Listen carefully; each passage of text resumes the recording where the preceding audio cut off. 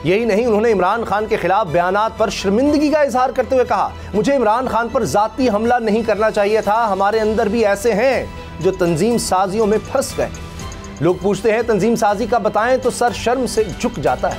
Captain Safdar ने कहा कि वोट एक्सटेंशन को देते हुए और नारा वोट को इज्जत दो का लगाते हैं, ये बयानिया अब नहीं चलेगा। अपनी पोजीशन ठीक करना चाहते हैं, इंप्रेशन ठीक करना चाहते हैं अवाम के आगे। अभी तो मुंह दिखाने के काबिल नहीं है ना, क्योंकि IMF से जो मुआहिदा हुआ है उसके बाद जब 170 अरब के नए टैक्सेस लगेंगे तो इतना बड़ा महंगाई का तूफान आएगा कि उसको रोकना किसी के बस में नहीं होगा। ये आइन की खिलाफ वर्जी कर रहे हैं और इसके ऊपर भी इंशाल्लाह मैं होपफुल हूँ कि ये अगले हफ्ते में कोई भी डेट मिल जाएगी हमें, और इंशाल्लाह हम supremacy of constitution of rule of law को हर हाल में इम्प्लीमेंट कराएंगे और कोई एक्सक्यूज है ही नहीं इनके पास। सब्सक्राइब करें और बेल दबाएं ताकि कोई खबर रह न जाए।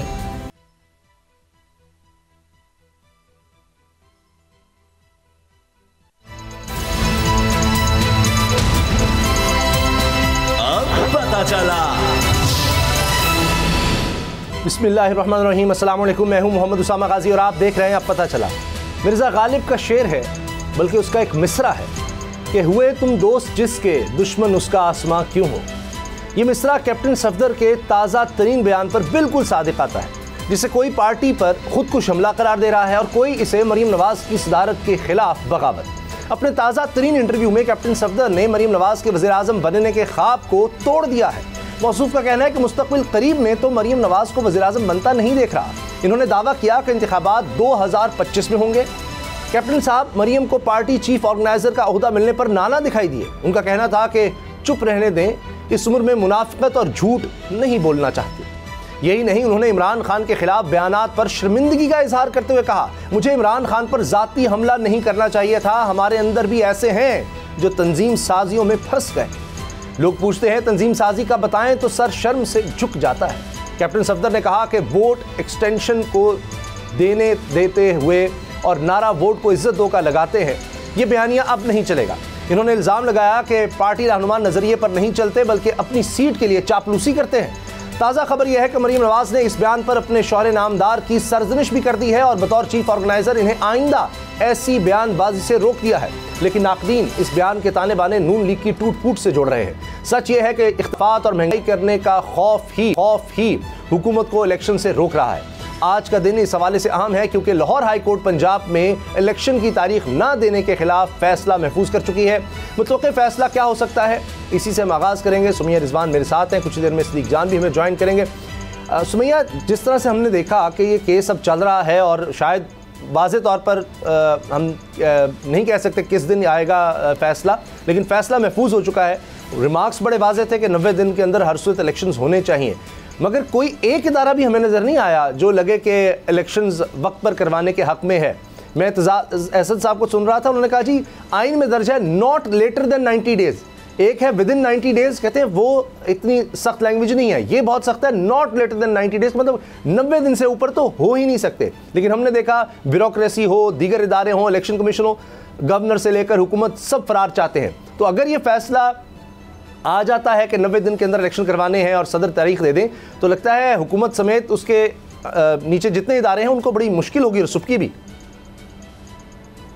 जी हाँ, और उसामा अभी आप देखिए कि जो बयानात हैं अब तक के, जितने भी वुज़रा की बात करें, उनके बयानात से यही लगता है कि वो चाहते हैं कि डिले हो जाए।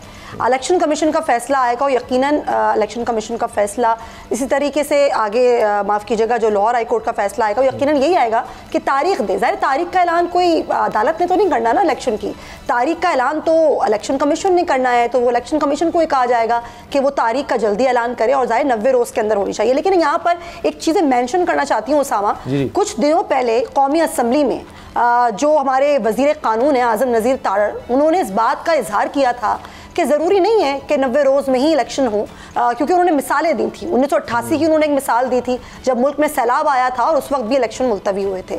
फिर उन्होंने मिसाल दी थी बीबी की शहादत की 2007 में, और उस वक्त भी इंतखाबात आगे बढ़ गए थे। तो उन्होंने कहा था कि ज़रूरी नहीं है कि 90 रोज़ में इलेक्शन हो, उसको आगे पीछे किया जा सकता है, और ये बात किसी और ने नहीं बल्कि वज़ीर कानून ने की है। अच्छा, कुछ दिनों पहले उस हम जिक्र कर रहे थे और हमने ये बात की भी थी कि ये हुकूमत चाहती है कि आइन में तरमीम कर ली जाए इस हवाले से।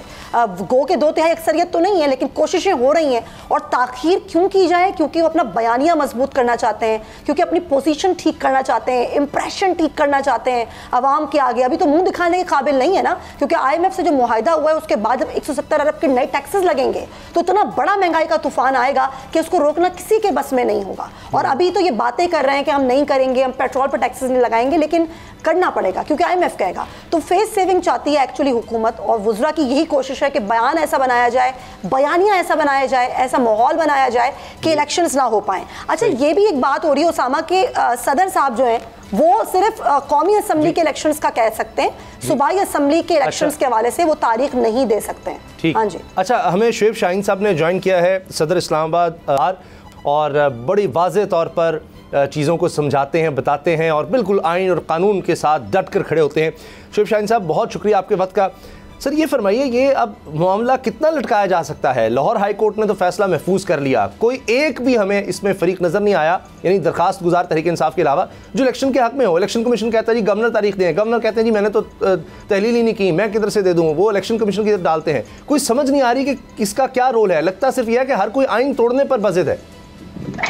देखिए, मैं समझता हूँ कि सबसे पहली बात तो ये है कि आइन सबसे बालातर है, और आइन ने 90 डेज़ का जो टाइम दिया है, हम सबको उसको मानना पड़ेगा, और अदालतों को भी उसको मानना पड़ेगा, तमाम इदारों को भी मानना पड़ेगा। और उसके लिए मैं समझता हूँ कि मैं होपफुल हूँ कि आज जो फैसला महफूज हुआ है उसमें ये पॉजिटिवली ये ज़रूर आ जाएगा, क्योंकि अदालत को भी ये अख्तियार नहीं है जो ये कहे कि हम आपको 90 डेज से आगे लेकर जाते हैं। अदालत की भी अख्तियार से बालातर होगा अगर उन्होंने ऐसा फैसला दिया।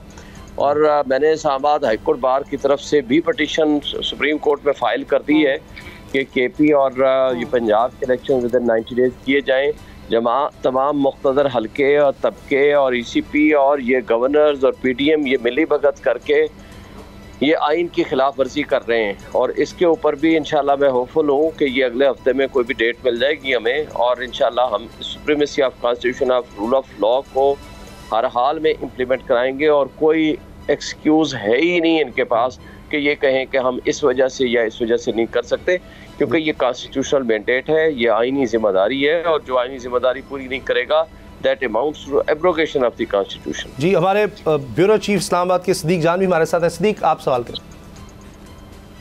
ये बताइए शुएब शाहीन साहब कि अब जब जो हमारी GHQ की तरफ से कहा जा रहा है कि वो सिक्योरिटी नहीं दे सकते, और इलेक्शन कमीशन कह रहा है कि वफाक कह रहा है कि हम फंड नहीं दे सकते, पुलिस कहती है कि वो भी सिक्योरिटी नहीं दे सकते, तो इलेक्शन कमीशन कह रहा है कि हमने तो जिनके जरिए इलेक्शन करवाना है, जुडिशरी कह रही है कि हम अफसरान नहीं दे सकते, तो वो कह रहे हैं कि हमारे साथ तो कोई भी तामुन नहीं कर रहा, तो हम इलेक्शन कैसे करवाएं? देखिए, इन सब की मिली भगत है।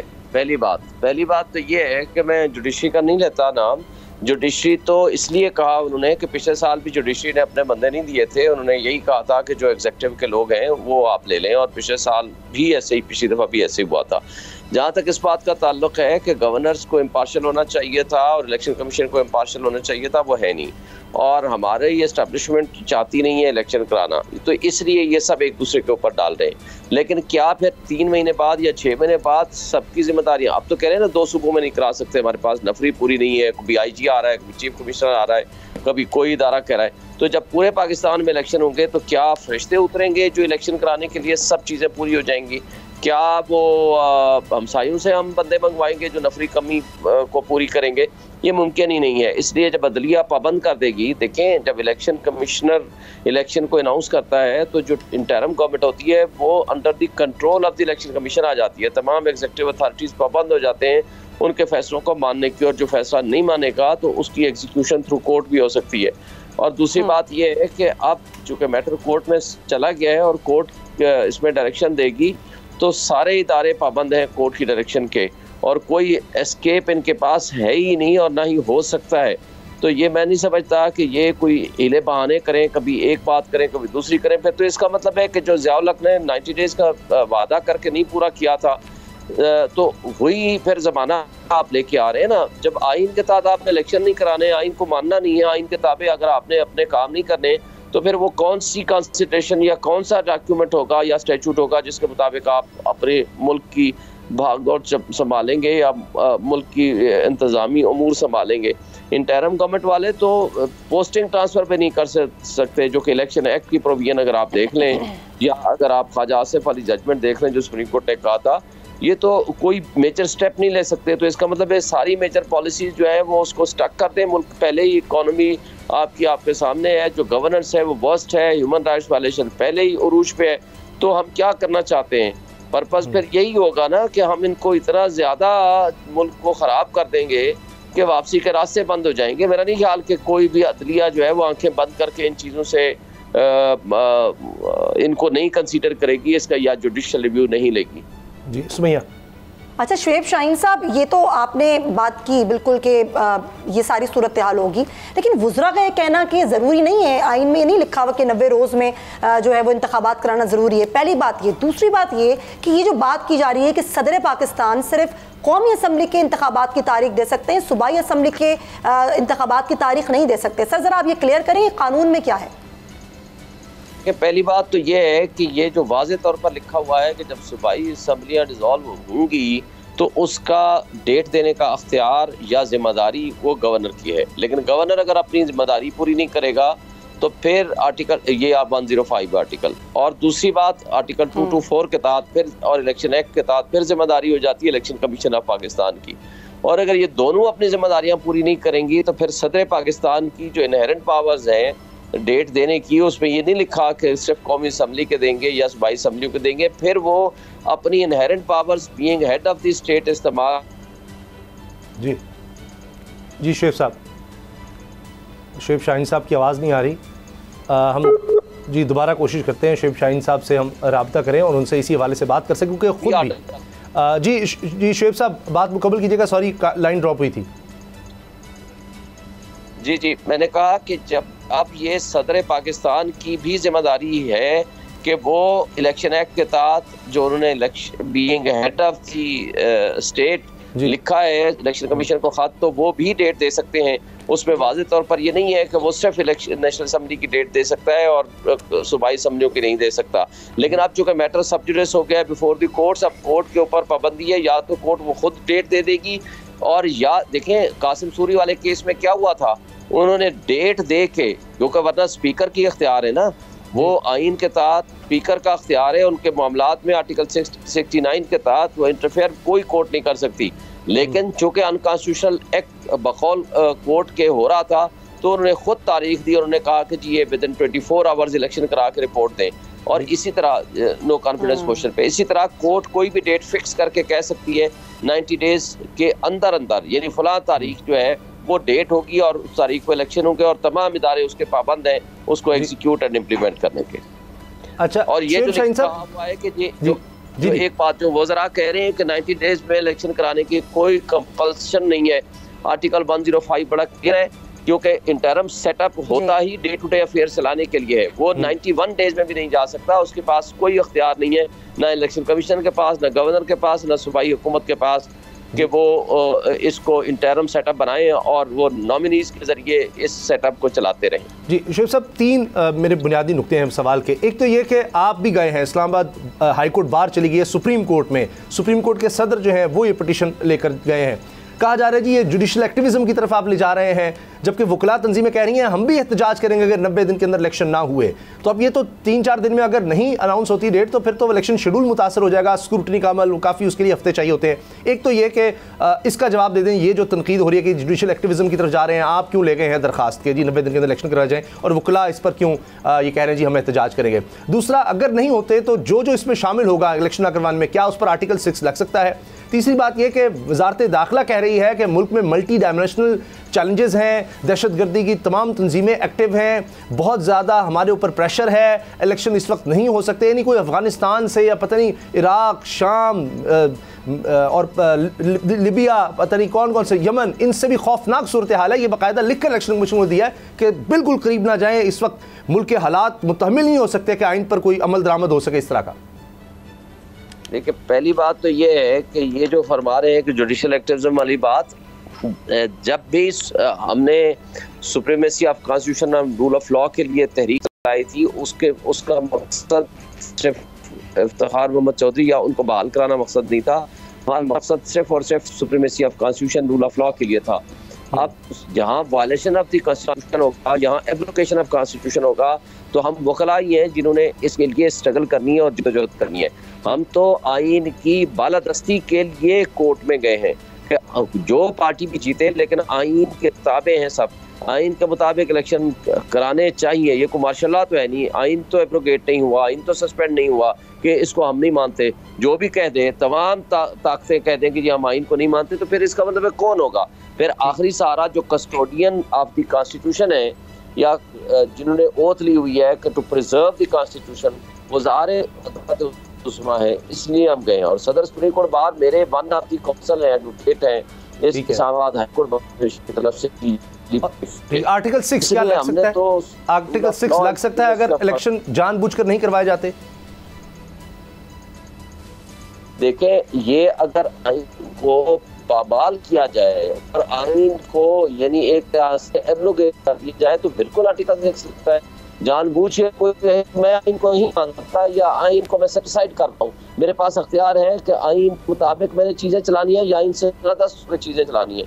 तो जो भी इस तरह की हरकत करेगा तो ये तो एब्रोगेशन ऑफ कॉन्स्टिट्यूशन है ना, आइन को खत्म करने का मतलब। लेकिन सर अगर sir sorry to interrupt you, अगर गवर्नर ये कहें कि माली खसारा है, मईशत का हाल बुरा है, मुख्तलिफ औकात में इलेक्शंस नहीं हो सकते, यानी कि पूरे मुल्क में एक ही वक्त में इलेक्शन हो क्योंकि मुआशी सूरत हाल ख़राब है, क्या इसको जवाब बनाकर इलेक्शन को आगे बढ़ाया जा सकता है? देखिए, ये तो बदनीयती है जो ये ऐसी बात कर रहा है, ये मुमकिन ही नहीं है। आइन कानून इस बात की इजाज़त नहीं देता। आप इंडिया में देख लें, हर स्टेट के अपने अपने इलेक्शन अपने शेड्यूल के मुताबिक हो रहे होते हैं। बल्कि अगर दहशतगर्दी का खतरा है खुदा न खास्ता, तो फिर तो इनको एक एक सूबे का इलेक्शन कराना चाहिए। पहले 2 सूबे कराएं और फिर 2 सूबे कराएं और फिर उसके बाद कौमी असम्बली का इलेक्शन कराएं इनको, तो फिर ताकि दूसरे सूबों से इनको मदद हासिल हो जाए, फिर गवर्नमेंट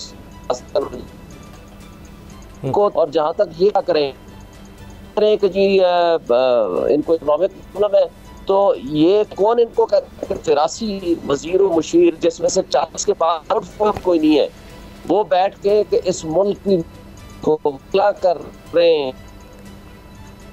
अच्छा शोएब साहब, एक और बड़ी अजीब बात हम देख रहे हैं कि इलेक्शन कमीशन के पास हमारे कहाँ थे और आज जी ये इलेक्शन कमीशन के पास तो इख्तियारात नहीं है कि अगर कोई इदारा नहीं मान रहा तो वो उसके खिलाफ तौहीन का मामला भी ले जा सकते हैं। अब अगर आईजी कह रहा है हम सिक्योरिटी नहीं दे सकते, चीफ सेक्रेटरी कह रहा है हमें 42 अरब रुपये की ज़रूरत है, तो फिर इनका तो जवाज़ ही ख़त्म नहीं हो जाता इस सारी एडमिनिस्ट्रेशन का, निगरान सेटअप का। अगर निगरान हुकूमत का तो काम ही सिर्फ यह है कि वो असिस्ट करेगी, वो उसका तो और यहाँ तो हम तकर्रुर तबादले भी देख रहे हैं, यहाँ तो हम ऐसे देख रहे हैं कि जिस पर इत्ज़ाज़ अहसन साहब सीनियर कानूनदान है, उन्होंने कहा कि जी खुदा की कसम अगर हमें पता होता कि मामला ऐसे चलेंगे तो हम कभी ये अदलिया की बहाली की तहरीक न निकालते हो। तो बड़े दुखी थे कि इतनी साफ आइन की खिलाफ वर्जी हो रही है और ले तो लाल से काम लिया जा रहा है, तो जवाब खत्म हो जाएगा फिर इदारों का। जो इलेक्शन कमीशन जैसे इदारे जिनका काम इलेक्शन करवाना है वो ये ना करवा सकें, अपने आईनी रोल को इंप्लीमेंट ना करवा सकें, रिपोर्टें मांग रहे हैं, फलां क्या कह रहा है, फलां क्या कह रहा है, और फिर कहते हैं जी जब इलेक्शन कमीशन का वकील कह रहा है कि हम कैसे इलेक्शन करवा दें जी, कोई तैयारी नहीं है, कोई ना हमें फंड दे रहा है ना कोई हमें फोर्स दे रहा है। देखिए, पहली बात तो ये मेरे से पूछ रहे हैं ना जी? जी जी जी जी सर। देखिए, पहली बात तो ये है कि ये अदलिया की कमज़ोरी है कि जिसकी वजह से इतना इंटरम सेटअप वाले लोग जिनका सिर्फ और सिर्फ इलेक्शन कराना मकसद होता है और इस पे ऑलरेडी जजमेंट्स फैसले आ चुके हैं, तो वो इतने मेजर चेंजेस कर रहे हैं। ये इलेक्शन कमीशन, मैंने कहा ना, ये इलेक्शन कमीशन की या कमज़ोरी है या बदनीयती है। और फिर उसके साथ साथ मैं समझता हूँ कि ये इंटरम गवर्नमेंट वाले पार्टी बने हुए हैं। और तीसरी बात यह है कि ये अदलिया की कमजोरी है कि इनके ऊपर सख्त एक्शन नहीं ले रहे, क्योंकि अगर उनकी सख्ती या जुडिशल रिव्यू नहीं होगा एग्जीक्यूटिव के एक्सेस का, तो फिर तो ज़ाहिर है ये अपनी मनमानी करेंगे। तो जहां तक आपने तौहीन अदालत की बात की, तौहीन इलेक्शन कमीशन की, तो इलेक्शन कमीशन को तौहीन सिर्फ इमरान खान की नजर आती है, बाकी किसी शख्स की, किसी और की नजर नहीं आ रही, नहीं आती। वरना उसके बाद बहुत बहुत बहुत शुक्रिया सदर Islamabad high court bar Shoaib Shaheen साहब, आपने हमें वक्त दिया। ब्रेक का वक्त है जी, और ब्रेक के बाद बात करेंगे। कैप्टन सफदर साहब ने कहा है कि मैं रंजिंदा हूँ इमरान खान के खिलाफ बोलने पर। मरीम साहबा अभी वज़ीर-ए-आज़म नहीं बन सकती, अपनी ही पार्टी के खिलाफ उन्होंने बहुत सी बातें की हैं, और मरीम साहबा ने बतौर चीफ ऑर्गेनाइजर इसका नोटिस भी ले लिया है। ब्रेक के बाद बात करते हैं।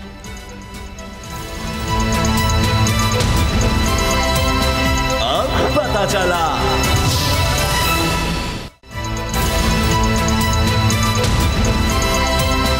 अब पता चला। कैप्टन रिटायर्ड सफदर इस वक्त हेडलाइंस में हमें नज़र आ रहे हैं और इमरान खान साहब के शदीद तरीन नाक़िद हैं, लेकिन अब वो रंजीदा हैं कि इमरान खान पर मैंने ज़ाती हमले किए। सिर्फ यही नहीं बल्कि उन्होंने तो अब हमले अपनी ही जमात पर शुरू कर दिए हैं। क्या कह रहे हैं आपको सुनवाते हैं। बड़ी दो टोक बातें कैप्टन रिटायर्ड सफदर साहब ने की हैं। अब बाजवा साहब पर तनकीद भी है, मलिक अहमद खान हो या दीगर लीडरशिप होता कि शहबाज शरीफ साहब, वो तो बाजवा साहब को प्रोटेक्ट करते हैं। सुमैया, आपने सुना, पूरे पाकिस्तान ने सुना, अब तो लगता है कि बात काफ़ी ज़्यादा बिगड़ चुकी है। इसको अंदर बगावत से भी जोड़ा जा रहा है जो नून लीग में हो चुकी है। अब ये खबरें हैं कि मरीम साहब ने बड़ा सख्त नोटिस दिया बतौर चीफ ऑर्गेनाइज़र कि जो पार्टी पॉलिसी की खिलाफ वर्जी करेगा उसके खिलाफ एक्शन भी होगा। ये तो खुल्लम खुला चार्जशीट है कैप्टन रिटायर्ड सफदर की ना पार्टी के खिलाफ, कि वो बता रहे हैं कि एक्चुअली क्या हुआ है। और चलें, किसी में तो हिम्मत है, मैं तो ये कहती हूँ पार्टी में किसी में तो इतनी करेज है कि वो खड़ा होकर ये कह रहा है कि वोट की इज्जत दो के बयानिया को हमने खुद ही दफन कर दिया और हमने एक्सटेंशन दे दी बाजवा साहब को और यहीं पर ही बयानिया दफन हो गया। तो ये हिम्मत हर किसी में नहीं है। और फिर सबसे बड़ी हिम्मत ये दिखाई है उन्होंने कि वाज़े ग्रुप हैं मुस्लिम लीग नून में, और शीन और मीम, जो कि शेख साहब बहुत कहते हैं और यकीनन ये है, और उनका वाज़े तौर पर ये कहना है कि 5 साल अगर और मिलेंगे शहबाज शरीफ को तो ही ये मुल्क संभलेगा। फिर उनका ये भी कहना कि मरियम नवाज जो है वो वज़ीर-ए-आज़म बनती हुई नज़र नहीं आ रही और 2025 में इलेक्शन होते नज़र आ रहे हैं। खाकान साहब का उनको कहना कि वो अजीम इंसान है, बहुत बड़े लीडर हैं। ये वो सारी बातें हैं जो यकीनन मरियम साहिबा को तो बिल्कुल पसंद नहीं आएंगी। अब मैं तो बस एक हल्का फुल्का सा एक जुमला ये बोलना चाहती हूँ सामा, कि वैसे भी सफदर साहब एक बहुत ही बेचारे और मासूम से दमाद हैं, उनको कभी सोफे पे जगह भी नहीं मिलती। अब इन बयानात के बाद उनको किधर जगह मिलेगी, वो कहाँ एग्जिस्ट कर पाएंगे। बड़ा ही उन्होंने ये बागियाना सा जो है वो इंटरव्यू दे दिया है, और ये बयान जो उन्होंने दिया है ना, ये इनके अपने लिए बड़ी मुश्किल खड़ी हो जाएगी। ये घर में लगता है इनको जाना नहीं है अपने वापस के, अपनी बेगम के बारे में भी ये बात कर रहे हैं जो कि चीफ ऑर्गेनाइजर है पार्टी की, और फिर ये कहना कि वोट को इज्जत दो का बयानिया दफना दिया मुस्लिम लीग नून ने। ये इतनी बड़ी स्टेटमेंट्स हैं कि यकीनन इस पर अब ना कोई पार्टी की पॉलिसी वाज़े तौर पर आएगी, और शायद ये भी आ जाए कि अब कैप्टन सफदर जो है वो बयान नहीं देंगे किसी को। ये भी पाबंदी उन पर लग सकती है कि अब वो किसी को इंटरव्यू नहीं देंगे, किसी को बयान नहीं देंगे, क्योंकि ये तो वो वाली मिसाल हो गई ना सामा कि घर का भेदी लंका ढाए, ये वही वाली उन्होंने हरकत की है। लेकिन एक बात है भाई, इतनी बड़ी हिम्मत उनके अंदर ही है, वरना बड़े बड़े लोग हैं और बड़े बड़े लीडरान हैं जो कि उनके अंदर ये हिम्मत नहीं होती, वो छोड़ देते हैं, इस्तीफा दे देते हैं, पार्टी से अलग हो जाते हैं, खामोश हो जाते हैं, लेकिन इतने बड़े बयान नहीं देते जो आज सफदर साहब ने दे दिए।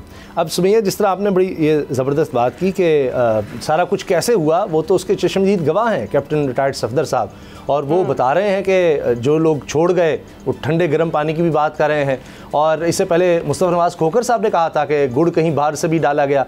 तो अब बाजवा साहब के कुछ कॉलम भी उनके हवाले से छप रहे हैं। फिर अब एक हमारे ही कोलीग हैं मंसूर अली खान साहब, वो कह रहे हैं कि मुझे खुद बाजवा साहब ने फ़ोन करके कहा कि मैंने जुमले नहीं बोले थे। तो सदीक जान, ये लग रहा है कि काफ़ी एक अंदर टूट फूट है, कहीं ना कहीं ये छुप नहीं सकेगा कि रजीम चेंज कैसे हुआ, किसका क्या किरदार था। अब वो कह रहे हैं कि मतलब उन लोगों के बारे में जिनको सीने से लगाया गया नून लीग में, जिनके लिए कंपेन हुई, मरियम नवाज साहिबा कंपेन करती रही मुनहरिफ अराकीन के लिए, उनके बारे में वो कह रहे हैं कि ये तो चापलूस है, इनको नहीं रखना चाहिए था, एक इमरान खान के साथ रहते, इमरान खान के खिलाफ बयान देने पर शर्मिंदा भी हैं। फिर जब मरियम साहबा के हवाले से पूछा गया चीफ ऑर्गेनाइजर बनने पर, तो उन्होंने कहा जी कि चुप रहने दें, इस उम्र में मुनाफिकत और झूठ नहीं बोलना चाहिए। तो कहीं लगता है कि काफ़ी ज़्यादा गड़बड़ हो चुकी है नून लीग के अंदर। जी सदीक जी, मेरा ख्याल है सदीक जान की लाइन ड्रॉप हुई है, हम उनसे दोबारा भी इस बारे में बात करेंगे। आपको आवाज़ आ रही है? जी जी जी सदीक जी जी आ रही है। ने वोट को इज्जत दो का बयानिया दफन कर दिया, लेकिन उसमें वो पार्टी पे मलबा डाल रहे हैं कि मियाँ साहब खुशामदियों ने जो है वो मिसगाइड किया। मैं इस बात से इत्तेफाक नहीं करता। ये सारा मियाँ नवाज शरीफ को पता था कि वो क्या कर रहे हैं, क्यों कर रहे हैं, और मियाँ नवाज शरीफ ने जब वोट को इज्जत दो के बयानी को दफन किया और ज़िबा किया तो उसी के नतीजे में तो उनको इक़्तिदार मिला है, और इक़्तिदार उसी के नतीजे में भीख में दिया गया कि क्योंकि आपने वोट को इज्जत दो के बयानी को ज़िबा कर दिया है। तो ये ऐसा नहीं है कि मियाँ साहब को किसी ने बेवकूफ़ बना लिया या मियाँ साहब इतने बच्चे हैं कि उनको पता नहीं था। और दूसरा देखें, उन्होंने बड़ा एक तरह से क्रिटिसाइज किया है तलाल चौधरी साहब को तंजीम साजी वाले मामले पर, लेकिन तलाल चौधरी साहब दूसरी तरफ हम जब भी जहाँ भी देखते हैं मरीम नवाज साहिबा के जो सबसे करीब हैं वो तलाल चौधरी साहब हैं। जब इस्लामाबाद हाई कोर्ट भी आती थी तो उनके साथ वाली चेयर पे जो शख्सियत मौजूद होती थी वो तलाल चौधरी साहब होते थे। तो अगर इतना ही उनका अमल ये गलत था कैप्टन सफदर साहब के नज़दीक, तो फिर मरीम नवाज साहिबा को उनके अपने इतने करीब नहीं रखना चाहिए था। लेकिन वो तो मरीम नवाज साहिबा के बहुत करीब हैं और मरीम नवाज साहिबा के करीब 3, 4, 5 लोगों में पार्टी में वो शुमार होते हैं। बाकी जहाँ तक बात है इन लोटों की, तो वो तो वाज़ेह तौर पर नज़र आ रहा है, हम प्रोग्राम में बात कर चुके हैं कि इस वक्त ये सियासी लाशें हैं, ये जो लोटे हैं इनको नून लीग किसी तौर पर भी टिकट नहीं देगी। और यही वजह है कि इस वक्त बड़ी हलचल है लोटों की तरफ भी। वो यही कह रहे हैं कि जनाब हमें अभी से बताएं आप क्या आपने मासिक क्या करना है। ये बड़ा वाज़ेह है कि नून लीग इनको टिकट नहीं देगी, पीटीआई से वैसे ही फारिग हो चुके हैं। और इस सारी सूरत हाल में बहुत से लोगों का सियासी मुस्तकबिल जो है वो तारीख भी हुआ है और उनकी सियासत दफन भी हुई है। क्योंकि देखें अब एक ये रियलिटी है कि आपका अपना जितना भी वोट बैंक हो, पार्टी का 10-15 हज़ार वोट बैंक हर हल्के में होता है और वो ज़रूरी होता है। अगर आप जीतने की पोजीशन में आना चाहते हैं तो ज़ाहिर पंजाब में 2 जीते हैं, तहरीक इंसाफ और मुस्लिम लीग नून, तो किसी एक का टिकट चाहिए। अगर दोनों ने टिकट नहीं देना तो फिर तो वो लोटे खुद को फारिग समझे। तो ये तो उन्होंने दबंग बातें, अच्छी बातें कभी कभी कर जाते हैं, लेकिन मसला ये है कि फिर उनको डांट भी पड़ जाती है, उनको बयानात देने से रोक भी दिया जाता है। तो देखते हैं अब इसके बाद उनके साथ क्या होता है। ये जिस मैया सदीक ने बात की डांट डपट की या उनको रोक दिया जाता है, ज़ाहिर है हर पार्टी का एक डिसिप्लिन होता है। अब मरीम साहबा चाहे पार्टी को कई लोगों को पसंद ना हो या सीनियर लीडरशिप को पसंद ना हो, अब चीफ ऑर्गेनाइज़र तो वो हैं, सब मानते हैं। उन्होंने ये भी कहा है, उनकी तरफ से भी खबर आ रही है ज़राए से कि पार्टी डिसिप्लिन की खिलाफ वर्जी नहीं करने दी जाएगी। इस हवाले से पूरा एक यानी कोई एलामिया आ सकता है, मिल सकता है। तो इसमें तो फिर मिफ्ता इस्माइल साहब भी बीच में आ जाएंगे, ठीक है, कैप्टन राइट सफदर साहब भी आएंगे, लेकिन और बहुत से लोग, शाहिद खान अब्बासी भी आ सकते हैं, ख्वाजा साद रफीक भी आ सकते हैं। वो भी पॉपुलैरिटी को आजकल क्रिटिसाइज़ कर रहे हैं कि जी रियासत के वसाइल के इस्तेमाल के साथ क्या पॉपुलैरिटी होनी है, ये कौन सा मयार है। और सीनियर लीडरशिप हमें नज़र नहीं आ रही मरीम नवाज साहिबा के साथ। परवेज़ रशीद साहब ज़रूर हैं, लेकिन परवेज़ रशीद साहब ने कभी इलेक्शन नहीं लड़ा और अभी तो वो सेनेटर भी नहीं बन पाए, तो वो पब्लिक फिगर उस तरह नहीं हम कह सकते जो जो जो जिनका वोटर्स के साथ बराह रास्त ताल्लुक हो। मरीम औरंगज़ेब साहिबा ने भी कभी कौंसलर का इलेक्शन लड़ा, बड़ी काबिल एहतराम है, यानी सियासी तौर पर अब वज़ीर हैं, बड़ी ज़बरदस्त बात है, लेकिन लोगों से उनका उस तरह इंटरेक्शन नहीं है। तो लगता है कि अच्छा जी, मुझे अब जो कि ब्रेक का कह दिया गया है तो अब ब्रेक लेना लाजमी है। चले ब्रेक के बाद हम अपनी डिस्कशन कंटिन्यू करेंगे। एक और शख्सियत जो ख़ानदानी सही शरीफ ख़ानदान से ही, इसहाक डार साहब, अब वो भी बहुत ज़्यादा ये समझिए कि मुश्किलात खड़ी कर चुके हैं शरीफ ख़ानदान के लिए, नून लीग के लिए, PDM के लिए। क्या हो रहा है IMF से मुज़ाकरात में, ब्रेक के बाद बात करेंगे।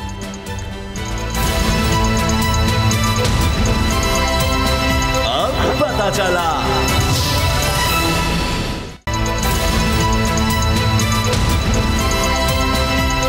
पता चला। IMF के साथ हतमी मुआहिदा नहीं हो सका। ख़बरें ये हैं कि अभी मज़ीद इक़दाम पाकिस्तान को करने होंगे, जिसकी तरफ इशारा इसहाक डार साहब दे रहे हैं। 170 अरब रुपये के टैक्सेस लगाने होंगे। डीज़ल की कीमत वो कह रहे हैं 10 रुपये बढ़ेगी, यानी वहाँ पर अभी 50 रुपये तक ले जाने की गुंजाइश है। Petroleum development levy, sales tax का वो कह रहे हैं कि नहीं होगा। 300 यूनिट तक वो कहते हैं लाइफ लाइन है, हम उन पर नहीं हम बोझ डाल सकते। लेकिन IMF की जो लैंग्वेज नज़र आ रही है, अल्फाज नज़र आ रहे हैं वो इस तरह के हैं कि कुछ इक़दाम पाकिस्तान को करने हैं कि अब आगे देर पा इक़दाम करने हैं, सिर्फ अभी वक्ती नहीं, वो करके दिखाने होंगे, तभी मामला आगे बढ़ सकते हैं। और एक ऐसे वक्त में जब पाकिस्तान के ज़र मुबादला के ज़खायर हमारी ज़रूरियात के लिए बमुश्किल 2 हफ्ते के लिए भी काफ़ी नहीं है। अब ये 3 अरब डॉलर से भी नीचे आ चुके हैं, 2.9 अरब डॉलर तक जो आखिरी इतलात थी। अब आने वाले दिनों में 1-2 दिन तक पता लगेगा कि 3 दिन तक कि अभी इस हफ्ते की क्या सूरत हाल है, क्योंकि 2.9 अरब डॉलर इंतहाई ख़तरनाक सूरत हाल है। अब सब कह रहे हैं कि IMF के 1 अरब डॉलर के लिए जो भी शराइत होंगी वो माननी होंगी। अब एतबार नहीं है इसहाक डार साहब पर, इस वजह से शायद ये मामला हो रहे हैं। इसहाक डार साहब अब भी कह रहे हैं कि जी सब कुछ इमरान खान की वजह से है, लेकिन आज जो हम देख रहे हैं इदारा शुमारियात, अभी आप देखिए अगर स्क्रीन पर तो नज़र आ रहा है कि चीज़ों की कीमतें कहाँ से कहाँ पहुँच गई हैं, और अद्वियात की कीमतें बढ़ाने का भी अब फैसला कर लिया गया है और काबीना ने उसकी भी इजाज़त दे दी है। लेकिन इसके साथ मैं आपको ये भी अर्ज़ कर दूँ कि यहाँ कीमतें बढ़ाई गई हैं, वहाँ काबीना की तादाद बढ़ाने के लिए कुछ ना कुछ हो जाएगा।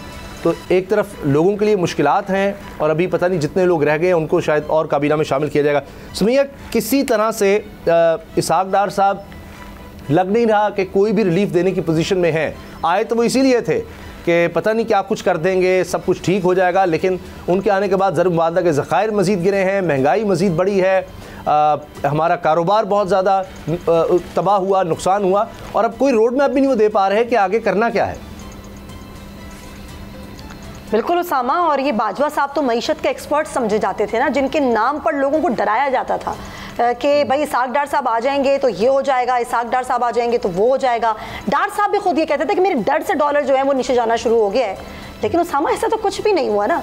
जितना मईशत को इस दौर में ख़राब हुई, 5 माह चले 4 माह जो भी हम कह लें, इन 4-5 माह में डार साहब के आने के बाद से जो मईशत का पट्टा बैठ गया, एक तरफ तो ये हुआ, दूसरी तरफ एक गरीब आदमी वो जिस तरीके से तबाह बर्बाद हो गया उसामा। अभी तो IMF से मुज़ाकरात हो रहे हैं, अभी ये हतमी नहीं है, अभी वर्चुअल मुज़ाकरात और होने हैं। तो ये गरीब के लिए आटा कहाँ पहुँच गया है, दालें कहाँ पहुँच गई हैं, पेट्रोल, घी, नमक, ये सब्जियाँ, फल, यानी कि वो ज़रूरत ज़िंदगी की चीज़ें जो कि बिल्कुल पहुँच से दूर हो गई हैं। मैं ऐसे कई लोगों को जानती हूँ उसामा, जो यकीनन आप भी जानते होंगे, सफ़ेद पोश हैं, जो किसी से मांग नहीं सकते, उनके लिए ज़िंदगी को गुजर बसर करना बहुत मुश्किल हो गया है। यकीन मानिए कुछ ऐसे भी लोग हैं जिन्होंने अपने बच्चों को स्कूल से उठा लिया है, वो ये कहते हैं कि या तो हम बच्चों को खाना खिला सकते हैं या फिर बच्चों को तालीम दिलवा सकते हैं। मुझे बताइए कि ये इस वक्त ऐसा वक्त लाने का जिम्मेदार कौन है?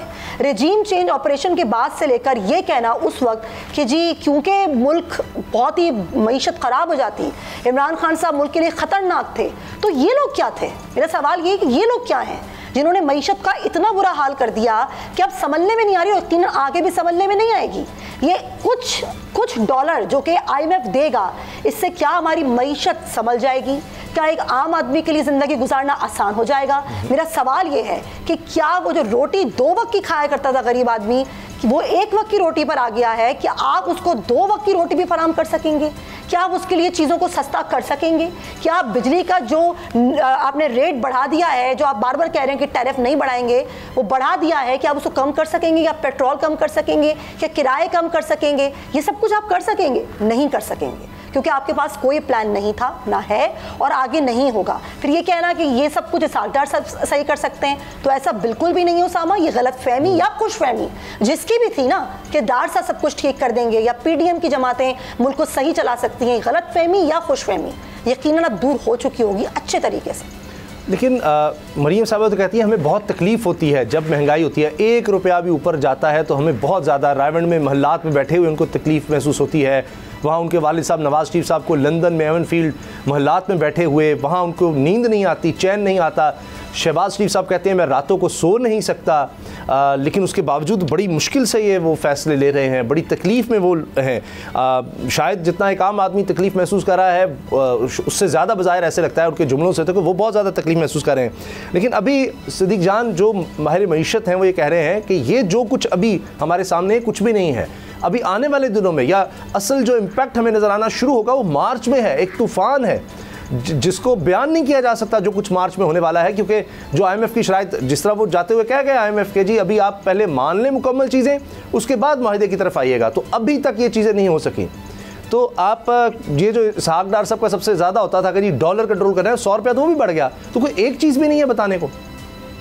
देखिए ये इसहाक डार साहब की वजह से सारा कुछ हुआ है। जिस तरह से इन्होंने आके धमकियां लगाई मैं देख लूंगा, और इन्होंने IMF को भी अपना सियासी मुखालिफ समझ लिया था कि उसके ऊपर FIR दर्ज कर देंगे, उनको उठा के गिरफ्तार करके और नंगा करके करंट स्टैंड लगाएंगे। बड़ी अजीबोगरीब डार साहब ने हरकतें की, जिस तरह के बयान दिए, और उसकी वजह से फिर आपने देखा रिएक्शन भी आया। तो यहाँ तक कि ये भी बताया गया कि जो शहबाज शरीफ ने IMF के वाले से बयान दिए उस पर भी उन्होंने रिएक्ट किया। उन्होंने कहा करतूत और कारनामे आपके अपने ठीक नहीं है, आप गंदा हमें कर रहे हैं। अपनी आवाम की नजरों में क्या IMF हमसे ये करवा रहे हैं, ये करवा रहे हैं, उन्होंने कहा ये आपके कारनामे, ये करतूत है आपके, तो आप हमें वो कर रहे हैं। फिर इन्होंने माफी मांगी।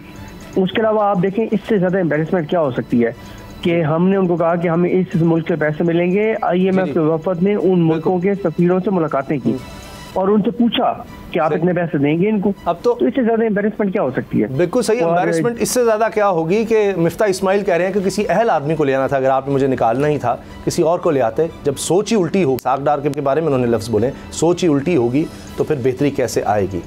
प्रोग्राम ख़त्म करने से पहले हम आज अमजद इस्लाम अमजद साहब को ज़रूर याद करेंगे। पाकिस्तान में अदब का एक बहुत बड़ा नाम, शायर, अदीब, कॉलम निगार, ड्रामा निगार जावेद शेख साहब से हम इस बारे में बात करते हैं, जो कि ख़ुद बहुत मशहूर अदाकार हैं। जावेद शेख साहब, अमजद इस्लाम अमजद एक बहुत बड़ा नाम हम में नहीं रहे, क्या कहेंगे आप उनके हवाले से?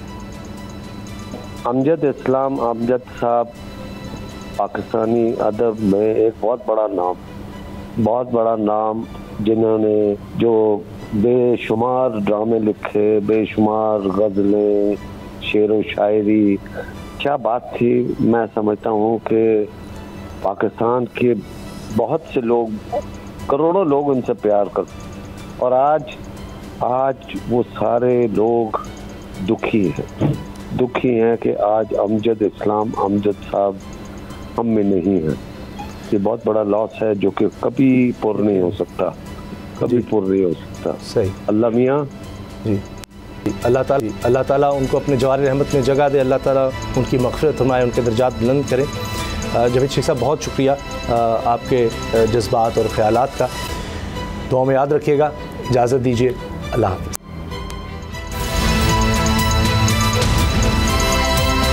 अब पता चला। अगर आपको ये वीडियो पसंद आई तो सब्सक्राइब करें और बेल पर क्लिक करें। खूने नाहक बहुत पी चुकी ये जमीन,